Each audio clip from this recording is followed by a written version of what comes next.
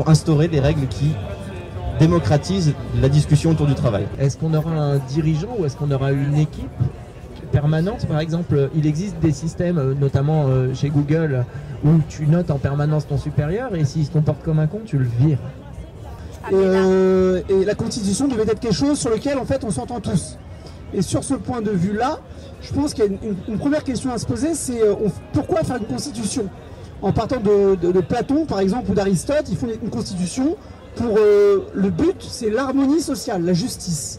Alors il y a d'autres constitutions, ça sera la stabilité, etc. etc. Donc, ça sera aussi le bonheur des citoyens. Donc pourquoi? Quel est l'objectif de la Constitution?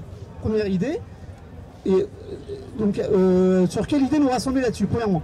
Deuxièmement, c'est la Constitution qui est la loi de la loi. Elle est écrite par l'homme et elle s'adresse à l'homme. Donc je pense que la première question à se poser, c'est qu'est-ce que l'homme? C'est la question fondamentale.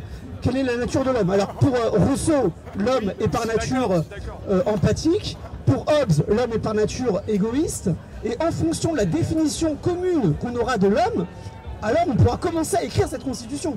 Parce que si on écrit quelque chose sur un sujet qu'on ne connaît pas, ben, à tous les coups on va se planter. On veut que cette charte elle soit modifiée, et c'est en fait qu'une toute première version.